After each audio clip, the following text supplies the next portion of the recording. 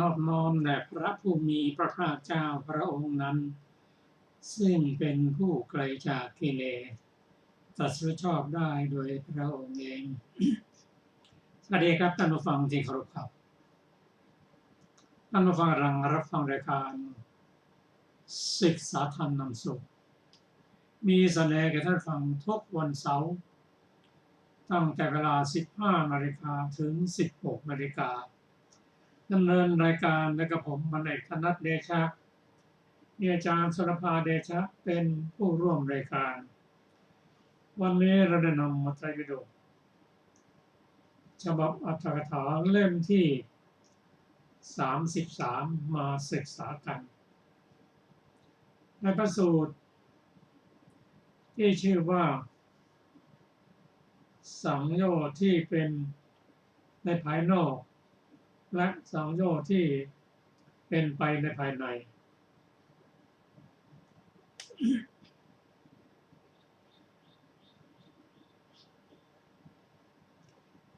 พระสูตรนี้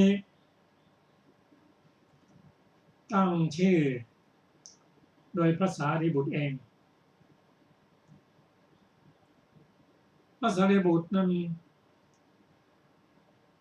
ได้เห็นผู้มาฟังธรรมเป็นจำนวนมากเหลือเกิน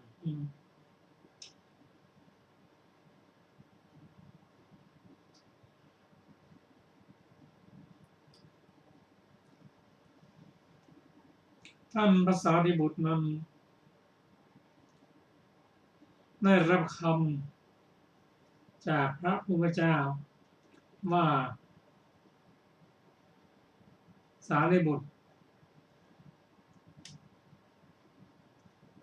เธอจงไปที่บุพารามพร้อมด้วยบริวารของเธอเถิด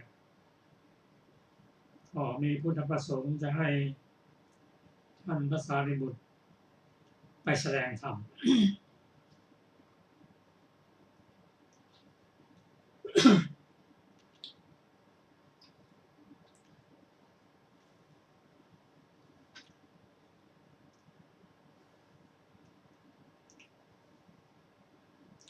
ในสมัยนั้นแหละภิกษุ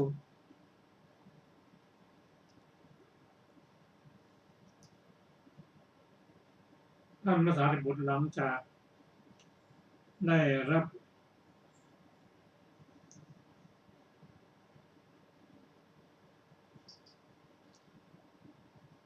คำจากพุทธเจ้า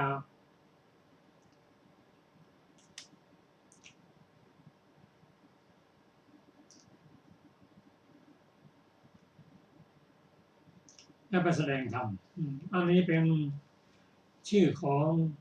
สูตรที่ชื่อว่าผู้มีสังโยชน์ภายในและภายนอก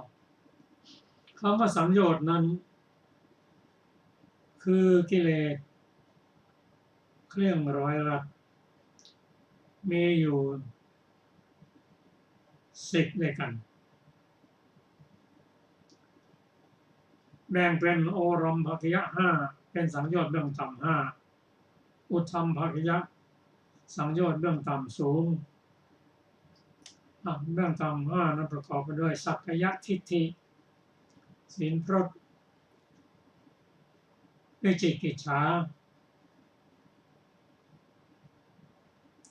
กามสังโยชน์ปฏิฆะสังโยชน์เป็นโอรัมภคิยะสังโยชน์ส่วนสังโยชน์เรื่องสูงนั้นได้แก่รูปราคะอรูปราคะมานะอุทธัจจะมานะและอวิชชา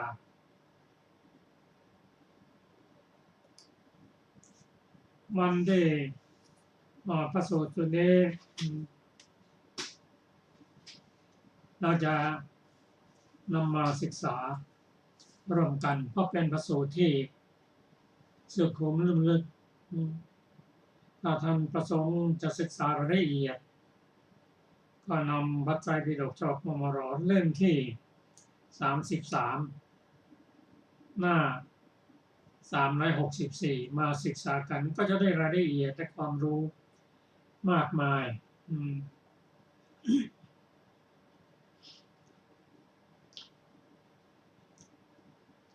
พระผู้มีพระเจ้าประทับอยู่ณวิหารเชตวันอารามของท่านนะทัพมิกเศรษฐีก็ท่านพระสารีบุตรสมัยนั้นอยู่ที่ปราสาทของนางวิสาขามิคารามดาอุปารามก็ใกล้กรุงสาวัตถีก็พระสารีบุตรในเรียกภิกษุทั้งหลายมาว่าดูก่อนผู้มีอายุทั้งหลายภิกษุเหล่านั้นตอบรับท่านพระสารีบุตรแล้วพระสารีบุตรกล่าวว่าเรา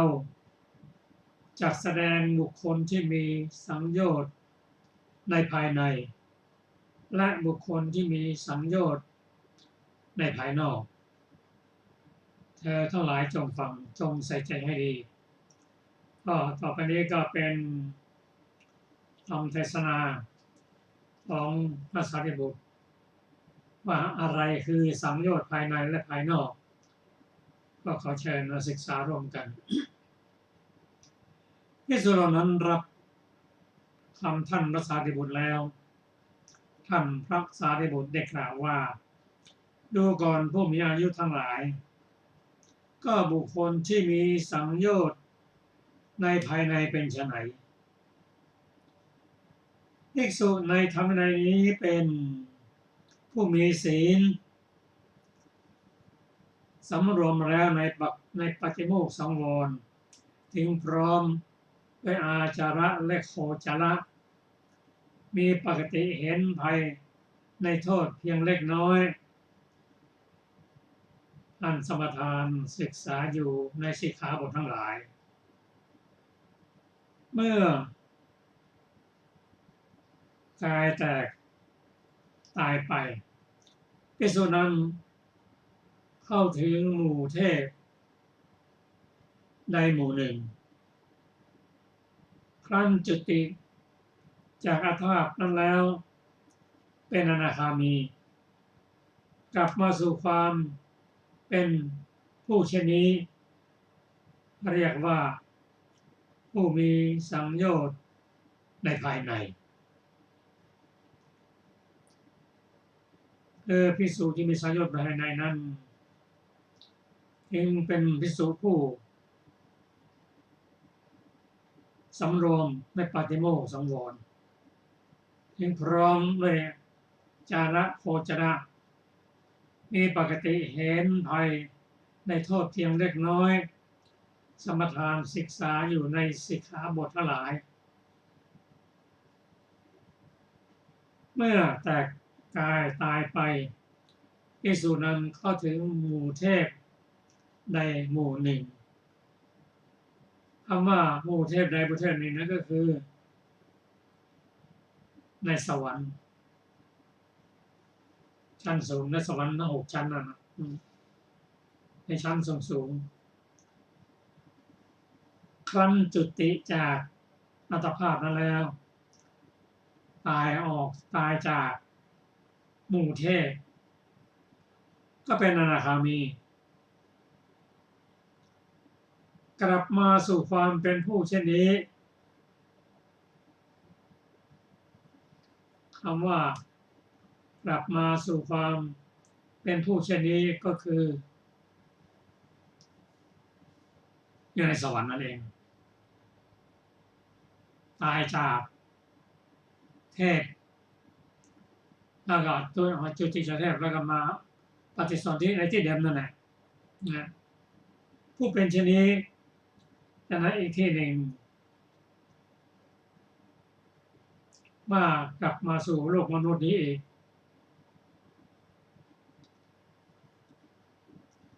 นี่เรียกว่าบุคคลผู้มีสังโยชน์ในภายในเป็นอนาคามีกลับมาสู่ความเป็นผู้เช่นนี้ โดยปกติแล้วพระอนาคามีที่ท่านได้ฌานสี่ท่านจะไม่กลับมาโลกนี้อีกแต่ภิกษุนี้เป็นอนาคามีมาสู่ความเป็นอย่างนี้ก็จะมากลับมาอยู่ที่เดิมเหมือนพระอินทร์แก่พอเป็นพระโสดาบันนะครับตายจากพระอินทร์แก่มาเป็นพระอินทร์หนุ่มเรื่องเช่นนี้ก็เป็นเรื่องที่สุขุมลุ่มลึกต้องศึกษาโดยเฉพาะผู้มีสภาวธรรมแล้วก็เข้าใจได้ง่ายอันนี้เป็นผู้มีสังโยชน์เป็นภายในสังโยชน์ในภายในคือเป็นผู้ปฏิบัติอย่างดีพระสงฆ์ปฏิบัติอย่างดีแล้วมีศีลพร้อมศึกษาสมถะสิกขาต่างๆมรณภาพไปเข้าอยู่ในหมู่เทพหมู่ใดหมู่หนึ่งแต่ถ้าเป็นภิกษุในสัทธาวาสถ้าเป็นสุทธาวาสพรหมท่านจะเรียกว่าเข้าสู่ในนิกายใดนิกายหนึ่งแต่ในหมู่เทพหมู่ใดหมู่หนึ่งก็เป็นเทพในสวรรค์ทั้งหกนั่นแหละเอามาฟังบุคคลที่มีสัมโยชน์ภายนอกเป็นไฉนภิกษุในธรรมในนี้เป็นผู้มีศีลสำรวมแล้วในปฏิโมกข์สังวรถึงพร้อมด้วยอาจาระและโคจระมีปกติเห็นภัย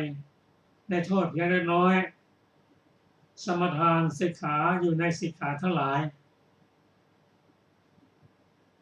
ภิกษุนี้ย่อมมนุเจโตวิมุตติก็ต่างกับโสดาบันในส่วนแรกทำอะไรศึกษาด้านเจโตสงบอย่างใดอย่างหนึ่งเมื่อแต่กายตายไปจากมนุษย์เนี่ยย่อมเข้าถึงหมู่เทพหมู่ใดหมู่หนึ่งเหมือนกันจากนั้นขั้นหมดอายุแล้วจุติจากอัตภาพนั้นแล้วเป็นพระอนาคามีไม่กลับมาสู่ความเป็นผู้เช่นนี้หมายความว่าจะนิพพานในชั้นสุทธาวาสชั้นใดชั้นหนึ่งนี่อวิหารพรหมอัตตปาสุทัสสาสุทัสสีและอัคคณิตชั้นใดชั้นหนึ่ง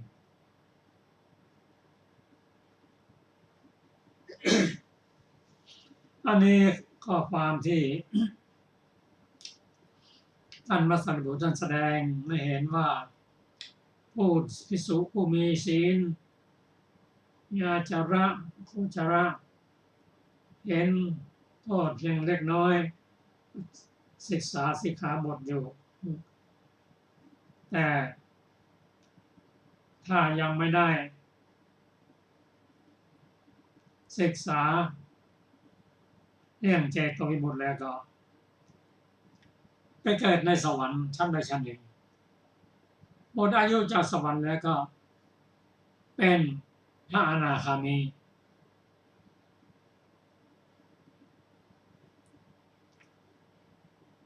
จะกลับมาเกิดเองส่วนที่สองนั้นเป็นผู้มีศีลเหมือนกันหมดกับองค์ที่แตกต่างกันก็คือ เป็นผู้ได้เจโตวิมุตติก็ตายไปก็อยู่ในเทพชั้นใดชั้นหนึ่งจุติจากเทพนั้นมาเป็นพระอนาคามี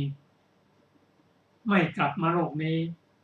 ไปนิพพานในสวรรค์นิพพานในชั้นสุทธวสพรหมอันนี้เป็นข้อสรุปในช่วงต้น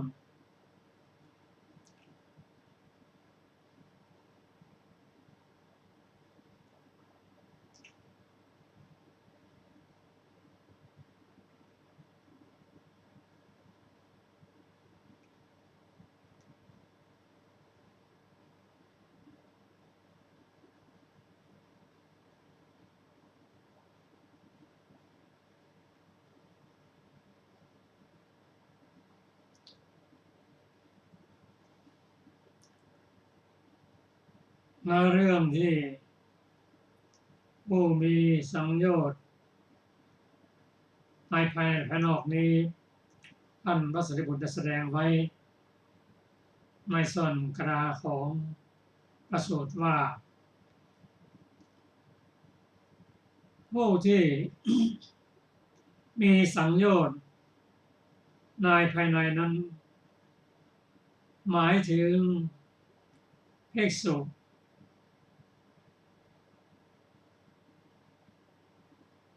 ที่ยังอยู่ใน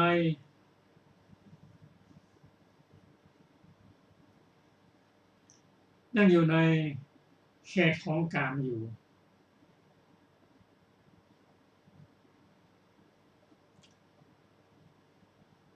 ส่วนภายนอกนั้นเป็นภิกษุที่อยู่ในส่วนของรูปและอรูปมันทันแบ่งเป็นอย่างนั้นนะรายละเอียดนั้นแล้วก็ค่อยศึกษากันไป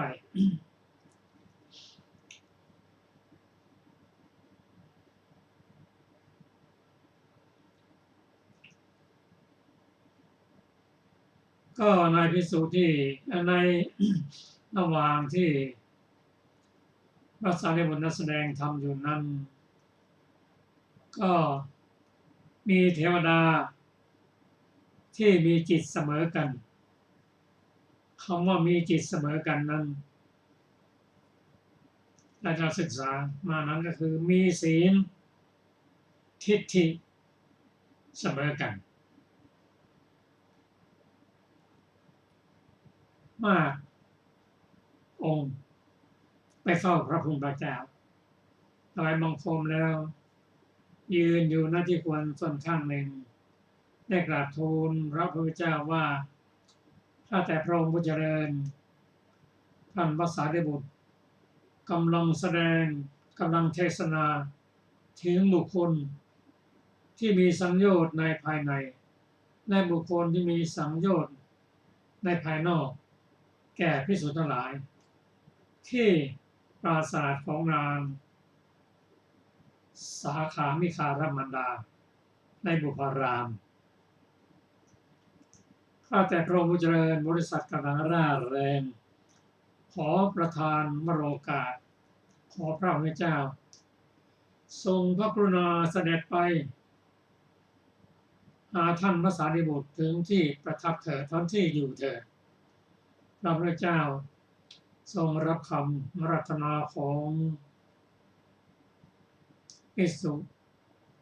แล้วได้หายไปจากเชตวันไปปรากฏที่บุพารามเฉพาะหน้าของท่านพระสารีบุตร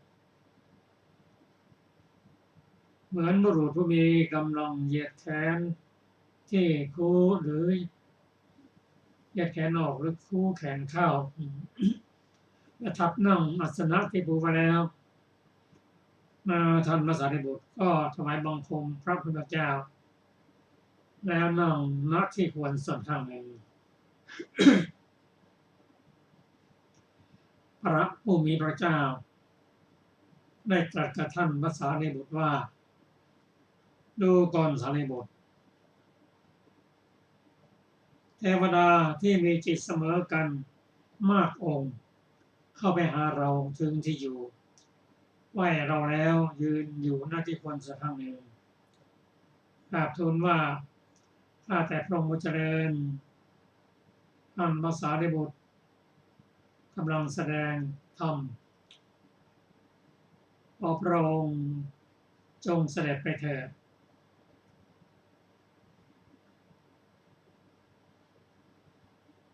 พระผู้เป็นเจ้า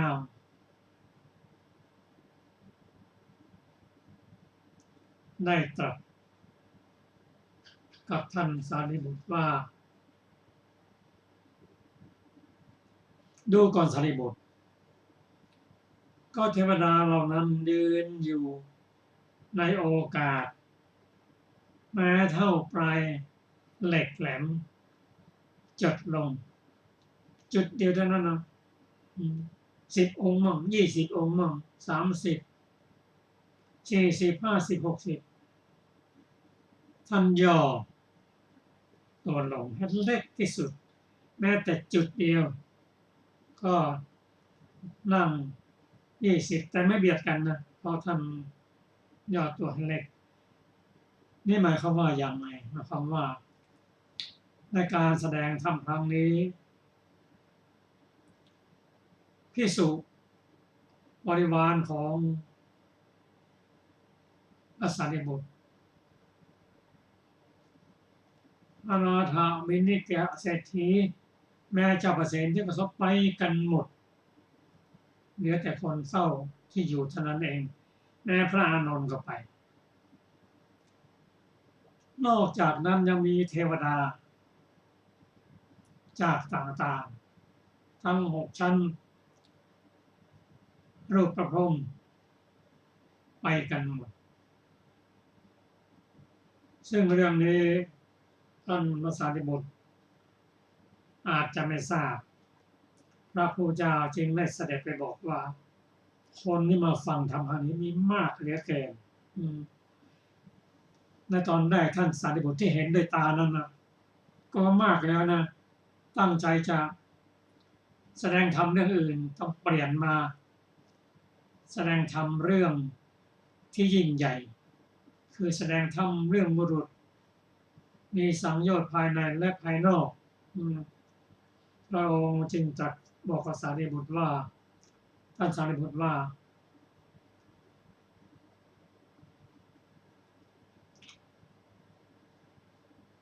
ดูก่อนสารีบุตรก็จิตอย่างนั้นซึ่งเป็นเหตุให้เทวดานั้นยืนอยู่ได้ในโอกาสแม้เท่าปลายเหล็กแหลมจดลง10 องค์มั่ง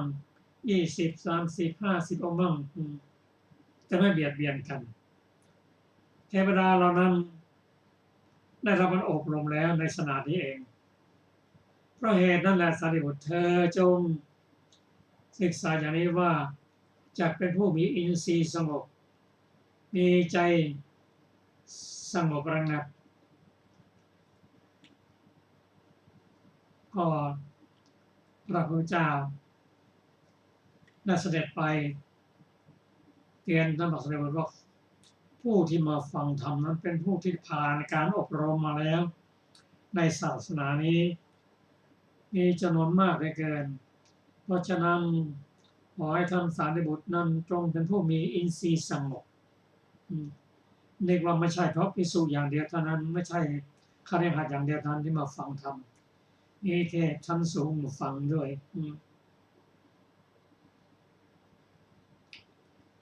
ก็ท่านพระสารีบุตรท่านทราบอย่างนั้น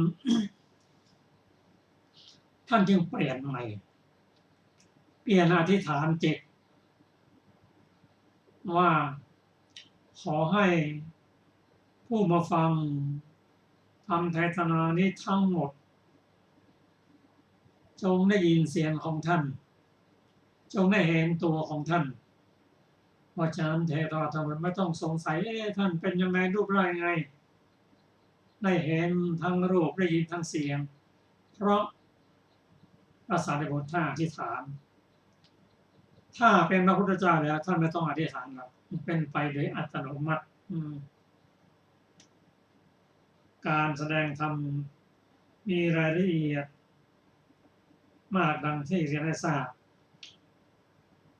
น้องก็ขอให้ท่านได้ศึกษาเพิ่มเติมในอัตถกถาขอแชร์อาจารย์สุรภาค่ะสวัสดีค่ะท่านผู้ฟังที่เคารพทุกท่านในอัตถกถาซึ่งเราได้ศึกษามาแล้วส่วนหนึ่งต่อไปจะเป็นต่อจากเมื่อวานนะคะบุรุษวางถุงรัตนะ2 ถุงไว้ข้างตัวแบ่งรัตนะ7 ประการให้แก่บริษัทที่มาหาเต็มคนละ2 มือครั้นให้รัตนะถุงแรกอย่างนี้แล้วแม้ถุงที่2ก็ให้อย่างนั้นเหมือนกัน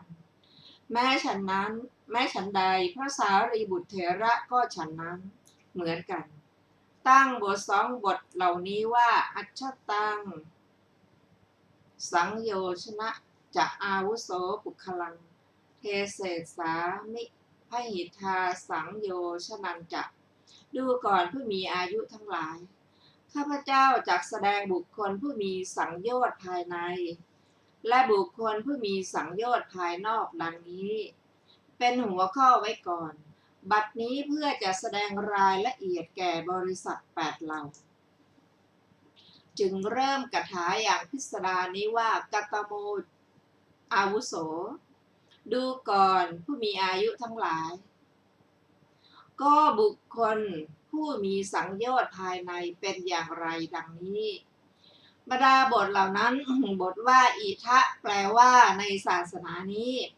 บทว่าศีลวาโหติความว่าเป็นผู้สมบูรณ์ด้วยจตุปาริสุทธิศีล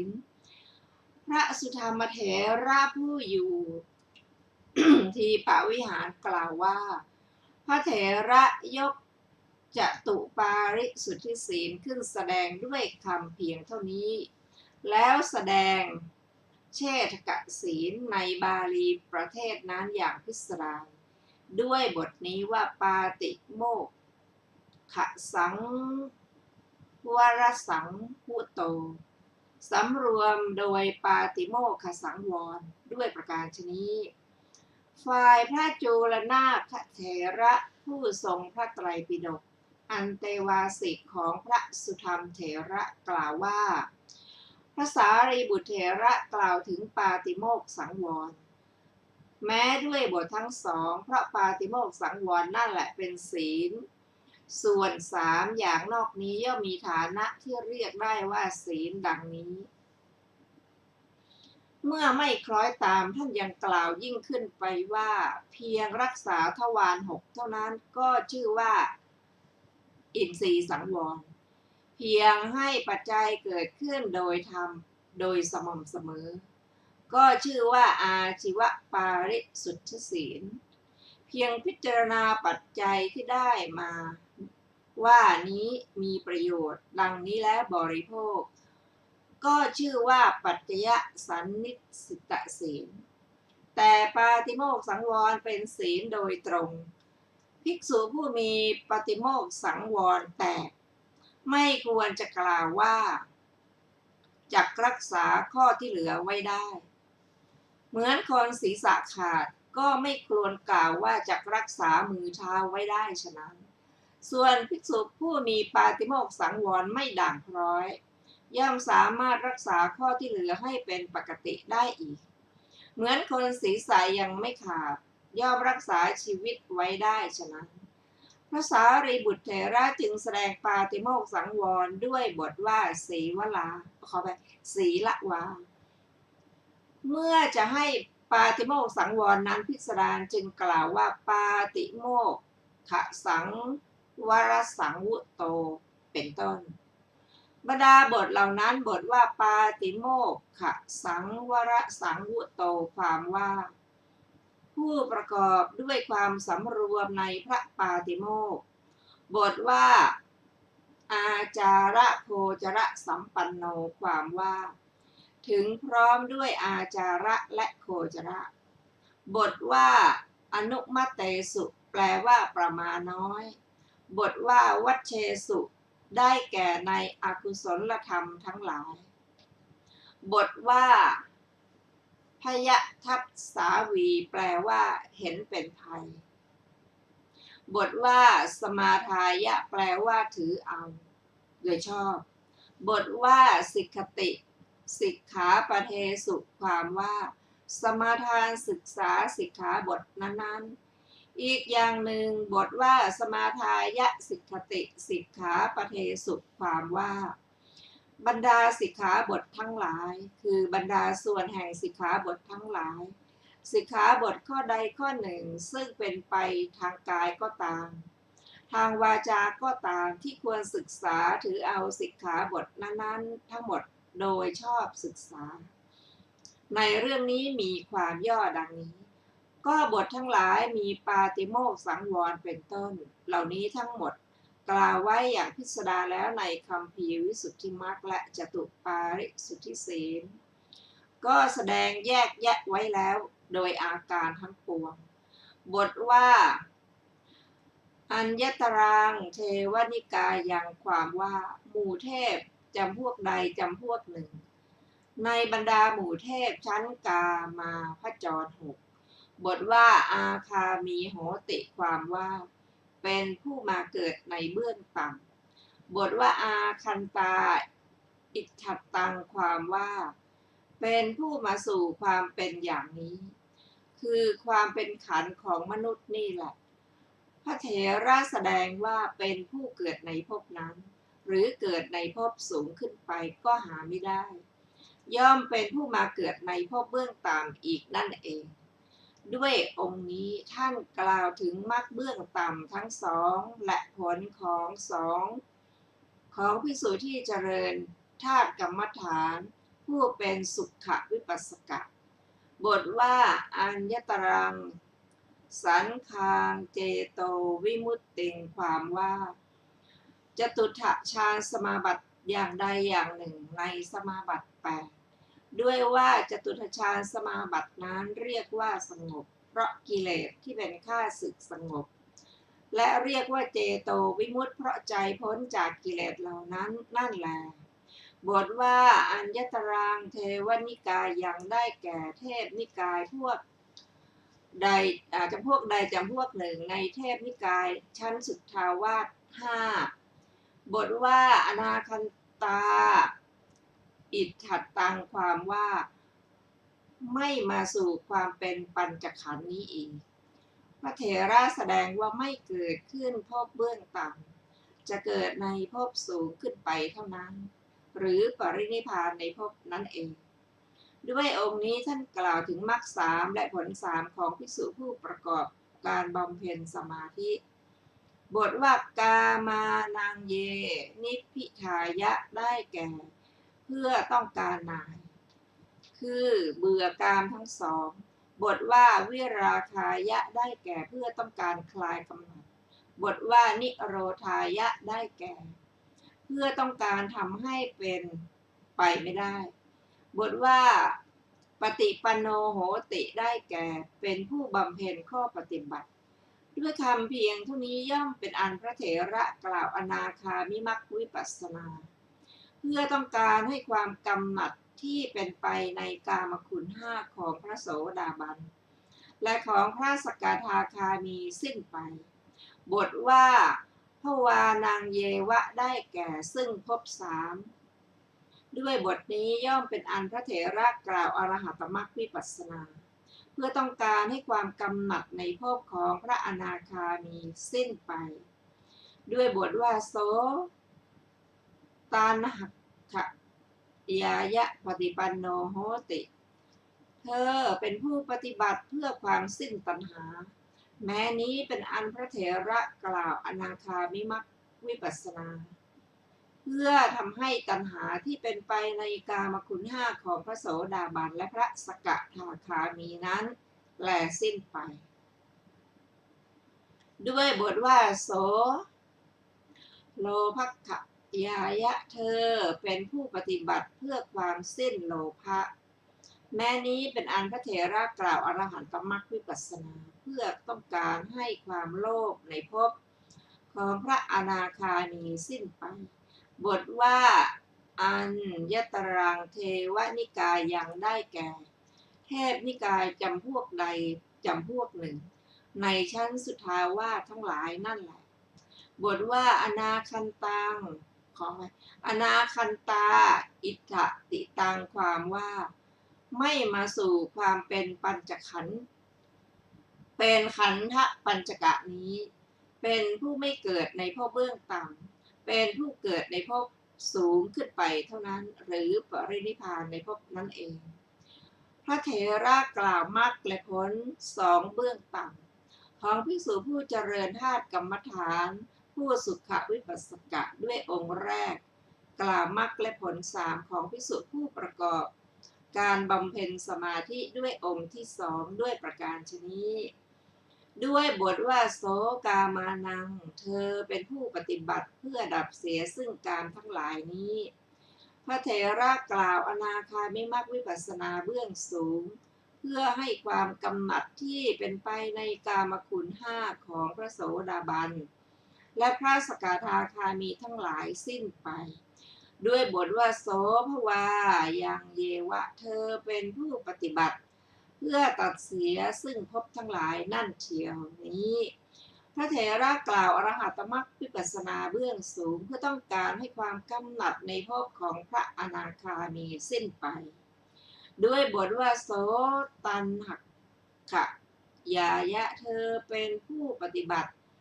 เพื่อความสิ้นตัณหานี้พระเถระกล่าวอนาคามิมรรควิปัสสนาเบื้องสูง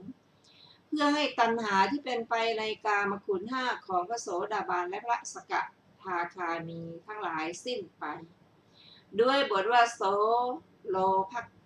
ขยายะ เธอเป็นผู้ปฏิบัติเพื่อความสิ้นโลภะนี้พระเถระกล่าวอรหัตมรรควิปัสสนาเบื้องสูงเพื่อให้โลภะของพระอนาคามีสิ้นไปพระเถระกล่าววิปัสสนาด้วยหัวข้อทั้งหกเทศนาเป็นตามลำดับอนุสนธิอย่างนี้ด้วยประการฉนี้เวลาจบเทศนาเทวดาพันโกฏบรรลุพระอรหันต์และที่เป็นพระโสดาบันเป็นต้นนับไม่ถ้วนเมื่อตรัสมหาสมยสูตรก็ดีมงคลสูตรก็ดีจุลราหุโลวาทสูตรเทวดาพันโกฏบรรลุพระอรหันต์เหมือนในสมาคมนี้เทวดาและมนุษย์ที่เป็นพระโสดาบันเป็นต้นนับไม่ถ้วนบทว่าสมจิตตาเทวตาความว่าเทวดาทั้งหลายชื่อว่าเหล่าสมจิตตาเพราะความที่มีจิตละเอียดเสมอกันด้วยว่าเทวดาเหล่านั้นทั้งหมดเนรมิตอัตภาพของตนให้ละเอียดคล้ายจิตเหตุนั้นจึงชื่อว่าสมจิตตาชื่อว่าสมจิตตาด้วยเหตุอื่นๆก็มีพระเถระกล่าวสมาบัติก่อนแต่ไม่ได้กล่าวถึงกำลังของสมาบัติเทวดาทั้งปวงได้มีความคิดเป็นอย่างเดียวกันว่าพวกเราจักอัญเชิญพระทศพลให้ตรัสกำลังของสมาบัติเหตุนั้นจึงชื่อว่าสมจิตตาเหตุอย่างหนึ่งพระเถระกล่าวทั้งสมาบัติทั้งกำลังของสมาบัติโดยปริยายหนึ่งเทวดาทั้งหลายตรวจดูว่าใครบ้างน้อมาสมาคมนี้ใครไม่มาทราบว่าพระตถาคตไม่เสด็จมาทั้งหมดได้มีความคิดเป็นอย่างเดียวกันว่าพวกเราจะอัญเชิญพระตถาคตทำบริษัทให้บริบูรณ์เหตุนี้บ้างจึงชื่อว่าสมจิตตาเหตุอีกอย่างหนึ่งเทวดาทั้งหลายทั้งปวงทีเดียวได้มีความคิดเป็นอย่างเดียวกันว่าใครๆในอนาคตไม่ว่าจะเป็นภิกษุภิกษุณีก็ตามเทวดามนุษย์ก็ตามจะไม่เคารพเพราะคิดว่าเทศนาเรื่องนี้เป็นสาวกภาสิทธิ์คือไม่ใช่พุทธภาสิทธิ์พวกเราจักอัญเชิญพระสัมมาสัมพุทธเจ้าทำเทศนาเรื่องนี้ให้เป็นสัพพัญญูภาสิทธิ์เทศนาเรื่องนี้จักเป็นที่ตั้งแห่งความเคารพในอนาคตด้วยอาการอย่างนี้เหตุนี้บ้างจึงชื่อว่าสมจิตตาเหตุอีกอย่างหนึ่งเทวดาเหล่านั้นทั้งหมดเป็นผู้ได้สมาบัติอย่างเดียวกันบ้างได้อารมณ์อย่างเดียวกันบ้างเหตุนั้นจึงชื่อว่าสมจิตตาอย่างนี้ก็มีบทว่าหัตถาได้แก่ยินดีรื่นเริงบันเทิงใจบทว่าสาธุเป็นนิบาตในอัตถะว่าวิงวอนบทว่าอนุกัมปังอุปาทายะความว่าอาศัยความอนุเคราะห์กรุณาเอ็นดูพระเถระ ความจริงในฐานะแม้นี้ไม่มีกิจที่จะต้องอนุเคราะห์พระเถระ ในวันที่พระศาสดากำลังตรัสเวทนากรรมฐาน แก่ทีฆนขปริภาชกผู้เป็นหลานที่ประตูถ้ำสูกรขาตา พระเถระยืนถือก้านตาลถวายงานพัดพระศาสดาอยู่ ได้สำเร็จสาวกบารมีญาณโดยไม่ต้องชี้แจง เหมือนคนบริโภคภาชนะที่เขาคดไว้เพื่อผู้อื่นบรรเทาความหิวและเหมือนคนเอาเครื่องประดับที่เขาจัดไว้เพื่อผู้อื่นมาสวมศีรษะตนในวันนั้นแหละชื่อว่าพระผู้มีพระภาคเจ้าทรงอนุเคราะห์แล้วเทวดาทั้งหลายทูลวิงวอนพระผู้มีพระภาคเจ้าว่า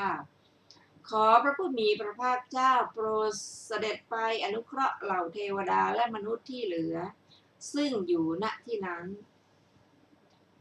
บทว่าพระละวาปุริโสความว่าคนกำลังน้อยไม่สามารถจะคู่แขนเข้าหรือเหยียดแขนออกได้ฉับพลันคนมีกำลังเท่านั้นสามารถเหตุนั้นท่านจึงกล่าวดังนี้บทว่าสามุขเขปาตุระโหสิความว่าได้ปรากฏในที่พร้อมหน้าคือต่อหน้าทีเดียวบทว่าภควาเอตทะโอจะความว่าพระผู้มีพระภาคเจ้าได้ตรัสคำนี้คือเหตุที่พระองค์เสด็จมาโดยนัยยะว่าอิทัสารีบุตตะเป็นต้นเล่ากันมาว่าพระผู้มีพระภาคเจ้าได้มีพระดำริอย่างนี้ว่าถ้าคนพาลอกตัญญูบางคนไม่ว่าเป็นภิกษุภิกษุณีก็ตามเป็นอุบาสกอุบาสิกาก็ตามจะพึงคิดอย่างนี้ว่าพระสารีบุตรเถระได้บริสัทธิ์มากมายเหลือเกินพระสัมมาสัมพุทธเจ้าไม่อาจจะทรงอดกลั้นเรื่องอย่างนี้ได้จึงเสด็จมาทรงตั้งบริษัทด้วยความริษยาครูนั้นคิดประทุษร้ายเราดังนี้จะพึงบังเกิดในอบายเมื่อพระผู้มีพระภาคเจ้าเมื่อตรัสถึงเหตุที่พระองค์เสด็จมาได้ตรัสพระพุทธดำรัสว่าอิทัสารีบุตตะเป็นต้นครั้นตรัสถึงเหตุที่พระองค์เสด็จมาอย่างนี้แล้วบัดนี้เพื่อจะตรัสกำลังแบบแห่งสมาบัติจึงตรัสพระพุทธดำรัสว่าตาโขปณะสารีบุตตะเทวตาทัสปิหุตตวาเป็นต้นในบาลีประเทศนั้นควรจะนำเนื้อความมาด้วยอำนาจยศบ้างด้วยอำนาจสมาบัติบ้างจะกล่าวด้วยอำนาจยศก่อนเทวดาพวกเป็นใหญ่มากได้ยืนอยู่ในที่แห่งละ10 องค์เทวดาพวกเป็นใหญ่น้อยกว่าพวกนั้นได้ยืนอยู่ในที่แห่งละ20 องค์เทวดาพวกเป็นให้น้อยกว่าพวกนั้นและอื่นๆได้ยืนอยู่ในที่แห่งละ60 องค์ส่วนด้วยอำนาจสมาบัติพึงทราบดังนี้เทวดาเหล่านั้นได้เจริญสมาบัติชั้นประณีตเทวดาเหล่านั้นได้ยืนอยู่ในที่แห่งละ60 องค์เทวดาเหล่าใดเจริญสมาบัติต่ำกว่านั้นเทวดาเหล่านั้นได้ยืนอยู่ในที่แห่งละ50 องค์เทวดาเหล่าใดเจริญสมาบัติต่ำกว่านั้นและอื่นๆเทวดาเหล่านั้นได้ยืนอยู่ในที่แห่งละ10 องค์อีกอย่างหนึ่งเทวดาเหล่าใดเจริญสมาบัติขั้นต่ำเทวดาเหล่านั้นได้ยืนอยู่ในที่แห่งละ10 องค์เทวดาเหล่าใดเจริญสมาบัติประณีตกว่านั้นเทวดาเหล่านั้นได้ยืนอยู่ในที่แห่งละ20 องค์เทวดาเหล่าใดเจริญสมาบัติประณีตกว่านั้นและอื่นๆเทวดาเหล่านั้นได้ยืนอยู่ในที่แห่งละ60 องค์บทว่าอารักขะโกตินิตุทนะมัตเตความว่าแปลว่าในที่ว่างพอจดปลายเข็มลงได้บทว่านะจะอัญญมัญยังพยาพาเทนติความว่าถึงยืนอยู่ในที่แคบอย่างนั้นก็ไม่เบียดเบียนไม่เบียดกันไม่สีกันไม่กดกันไม่ดันกันเลยไม่ได้มีเหตุที่ต้องพูดว่ามือท่านบีบเราเท้าท่านเบียดเราท่านยืนเหยียบเราดังนี้บทว่าตัฏฐานูนะ ได้แก่ในภพนั้นเป็นแน่ บทว่าตถาจิตตังภาวิตังความว่าจิตอันเทวดาเหล่านั้นอบรมด้วยอาการนั้น บทว่าเยนตาเทวตาความว่าจิตที่เทวดาอบรมด้วยอาการนั้นจึงเป็นเหตุให้เทวดาเหล่านั้นแม้มีจำนวน10และอื่นก็ยืนอยู่ได้และไม่เบียดกันและกัน บทว่าอิเทวะโคได้แก่ในศาสนาหรือในมนุษย์โลกเป็นสัตตมีวิภัตติความว่าในศาสนานี้แหละในมนุษย์โลกนี้แหละจริงอยู่จิตอันเทวดาเหล่านั้นอบรมแล้วในมนุษย์โลกนี้แหละและในศาสนานี้แหละซึ่งเป็นเหตุที่เทวดาเหล่านั้นบังเกิดในรูปประพบที่มีอยู่ก็แลเทวดาเหล่านั้นมาจากรูปประพบนั้นแล้วเนรมิตอัตภาพละเอียดยืนอยู่อย่างนี้บรรดาเทวดาเหล่านั้นแม้เทวดาที่ทำมรรคและผล3ให้บังเกิดในศาสนาของพระกัสสปะทศพลจะมีอยู่ก็จริงถึงอย่างนั้นพระผู้มีพระภาคเจ้าทรงธรรมว่าพระสัพพัญญูพุทธเจ้าทั้งหลายมีอนุสนธิตามต่อเนื่องอย่างเดียวกันศาสนาคำสอนอย่างเดียวกันเมื่อทรงทำศาสนาของพระพุทธเจ้าองค์อื่นๆเป็นพระพุทธศาสนานี้แลจึงตรัสว่าอิเทวะโคสารีปุตตะดังนี้พระตถาคตตรัสกำลังแห่งสมาบัติด้วยพระพุทธดำรัสเพียงเท่านี้บัดนี้เมื่อจะตรัสอนุสาสนีตามระบบปรารภภาษารีบุตรเถระจึงตรัสว่าตัสมาติหาสารีปุตตะดังนี้บรรดาบทเหล่านั้นบทว่าตัสมาความว่าเพราะเหตุที่เทวดาเหล่านั้นทำสมาบัติที่มีอยู่ในภพนี้แหละให้บังเกิดแล้วจึงได้บังเกิดในภพที่มีอยู่บทว่าสันตินทริยาแปลว่ามีอินทรีย์สงบเพราะอินทรีย์ทั้ง5สงบเย็นประณีตบทว่าสันตมานสาแปลว่ามีใจสงบเพราะใจสงบเย็นประณีตบทว่าสันตังเยวุปหารังอุปหาริสามะความว่าพวกเราจักเสนอความนับถือบูชาด้วยกายและใจซึ่งเป็นความนับถือบูชาอันสงบเย็นประณีตทีเดียว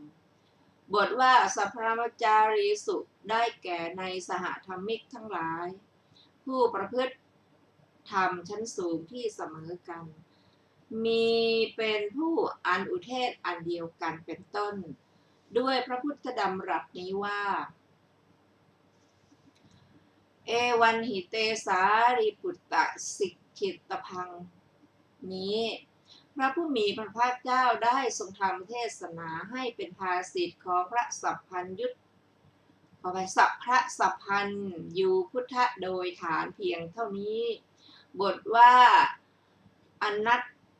สุงแปลว่าเสียหายบทว่าเยอิมังธรรมะปริยายังนาโสสุงความว่าพวกนักบวชผู้นับถือลัทธิอื่นอาศัยทิฏฐิของตนที่ลามกเปล่าสาระไร้ประโยชน์ไม่ได้ฟังธรรมเทศนานี้เห็นปานนี้พระผู้มีพระภาคเจ้าทรงจบเทศนาคามอนุสนธิด้วยประการฉนี้จบอรรถกถาสูตรที่5ต่อไปจะเป็นสูตรที่6ว่าด้วยกามราคะและทิฏฐิราคะเป็นเหตุให้วิวาทกันสมัยหนึ่งท่านพระมหากัจจานะอยู่ที่ฝั่งแม่น้ำกัตถมะทหะใกล้พระนครวรณาครั้งนั้นแลพราหมณ์อารมทันทะได้เข้าไปหาท่านพระมหากัจจานะถึงที่อยู่ได้ปราศัยกับท่าน พระมหากัจจานะครั้นผ่านการปราศัยพอให้ระลึกถึงกันไปแล้วจึงนั่งณที่ควรส่วนข้างหนึ่งครั้นแล้วได้ถามว่าดูก่อนท่านกัจจานะ อะไรหนอเป็นเหตุเป็นปัจจัยเครื่องให้กษัตริย์กับกษัตริย์พราหมณ์กับพราหมณ์คฤหบดีกับคฤหบดีวิวาทกัน ขออภัยท่านมหากัจจานะตอบว่าดูก่อนพราหมณ์ เพราะเหตุเวียนเข้าไปหากามราคะตกอยู่ในอำนาจกามราคะกำหนัดยินดีในกามราคะถูกกามราคะกลุ่มรุมและถูกกามราคะท่วมทับแม้กษัตริย์กับกษัตริย์พราหมณ์กับพราหมณ์คฤหบดีกับคฤหบดีก็วิวาทกัน ดูก่อนกัจจานะก็อะไรเป็นเหตุเป็นปัจจัยเครื่องให้สมณะกับสมณะวิวาทกันคำตอบดูก่อนพราหมณ์เพราะเหตุเข้าไปหาทิฏฐิราคะตกอยู่ในอำนาจทิฏฐิราคะกำหนัดยินดีในทิฏฐิราคะถูกทิฏฐิราคะกลุ่มรุมและถูกทิฏฐิราคะท่วมทับแม้สมณะกับสมณะก็วิวาทกันถามว่าดูก่อนกัจจานะก็ในโลกยังมีใครบ้างไหมที่ก้าวล่วงการเวียนเข้าไปหากามราคะ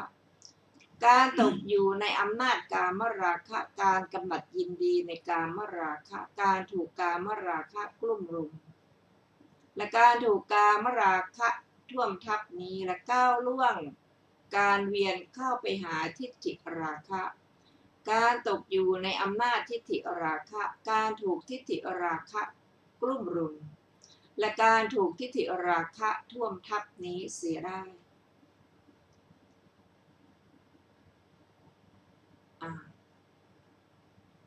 มหาดูก่อนพราหมณ์ในโลกมีท่านที่ก้าวล่วงการเวียนเข้าไปหากามราคะการตกอยู่ในอำนาจกามราคะการกำหนัดยินดีในกามราคะการถูกกามราคะกลุ่มรุมและการถูกกามราคะท่วมทับนี้เสียได้และก้าวล่วงความเวียนเข้าไปหาทิฏฐิราคะการตกอยู่ในอำนาจทิฏฐิราคะการกำหนัดยินดีในทิฏฐิราคะการถูกทิฏฐิราคะกลุ่มรุมและการถูกทิฏฐิราคะท่วมทับนี้คำถามดูก่อนกัจจานะใครในโลกเป็นผู้ก้าวล่วงการเวียนเข้าไปหากามราคะและการถูกทิฏฐิราคะท่วมทับนี้ท่านตอบว่าดูก่อนพราหมณ์ในชนบทท่านด้านทิศบุรพามีพระนครชื่อว่าสาวัตถีณพระนครสาวัตถีนั้นทุกวันนี้พระผู้มีพระภาคอรหันตสัมมาสัมพุทธเจ้าพระองค์นั้นกำลังประทับอยู่ดูก่อนพราหมณ์ก็พระผู้มีพระภาคเจ้าพระองค์นั้นทรงก้าวล่วงการเวียนเข้าไปหากามราคะและการถูกทิฏฐิราคะท่วมทับนี้ด้วยเมื่อท่านพระมหากัจจานะตอบอย่างนี้แล้วพราหมณ์อารามทันทะลุกจากที่นั่งห่มผ้าเฉวียงบ่าข้างหนึ่งแล้วคุกมณฑลเข่าขวาลงบนแผ่นดินประนมอัญชลีไปทางที่พระผู้มีพระภาคเจ้าประทับอยู่แล้วเปล่งอุทาน3 ครั้งว่าขอนอบน้อมแด่พระผู้มีพระภาคอรหันตสัมมาสัมพุทธเจ้าพระองค์นั้นขอนอบน้อมแด่พระผู้มีพระภาคอรหันตสัมมาสัมพุทธเจ้าพระองค์นั้นขอนอบน้อมแด่พระผู้มีพระภาคเจ้าอรหันตสัมมาสัมพุทธเจ้าพระองค์นั้นผู้ก้าวล่วงการเวียนเข้าไปหากามราคะการตกอยู่ในอำนาจกามราคะการกำหนัดยินดีในกามราคะการถูกกามราคะกลุ่มรุมและการถูกกามราคะท่วมทับนี้แล้วกับทั้งได้ก้าวล่วงการเวียนเข้าไปหาทิฏฐิราคะการตกอยู่ในอำนาจทิฏฐิราคะการกำหนัดยินดีในทิฏฐิราคะการถูกทิฏฐิราคะกลุ่มรุมและการถูกทิฏฐิราคะท่วมทับนี้ด้วยข้าแต่ท่านกัจจานะภาสิทธิ์ของท่านแจ่มแจ้งนักข้าแต่ท่านกัจจานะภาสิทธิ์ของท่านแจ่มแจ้งนักท่านกัจจานะประกาศธรรมโดยอเนกปริยายเปรียบเหมือนบุคคลหงายของที่คว่ำปิดของที่ปิดบอกทางแก่ผู้หลงทางหรือส่องประทีปในที่มืดด้วยตั้งใจว่าคนมีจักษุจักเห็นรูปฉะนั้นข้าแต่ท่านกัจจานะข้าพเจ้านี้ขอถึงพระโคดมผู้เจริญพระองค์นั้นกับทั้งพระธรรมและพระสงฆ์ว่าเป็นสรณะขอท่านกัจจานะจงจำข้าพเจ้าว่าเป็นอุบาสก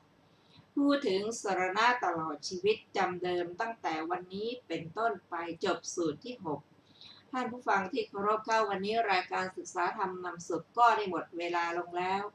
ขอขอบพระคุณทุกท่านที่ได้ร่วมศึกษากันเราจะได้มาศึกษาอรรถกถาของสูตรที่ 6 นี้